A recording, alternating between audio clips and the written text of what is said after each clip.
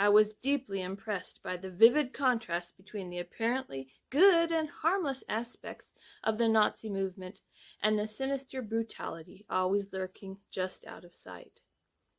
When I left the hotel that morning, I found that there was a great youth rally in Berlin, and I watched the march past of thousands of boys who looked in perfect health and were singing lustily.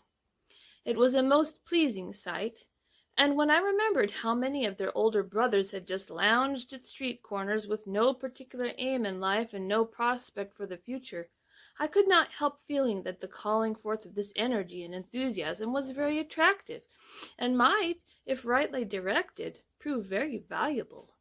Certainly that morning I felt I was witnessing nothing more than a scout rally on a grand scale, grand enough to embrace the entire youth of the country.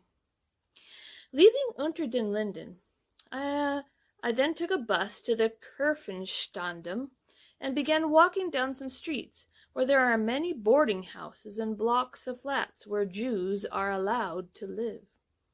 Along these streets I met some other young people, Germans too, but Jews.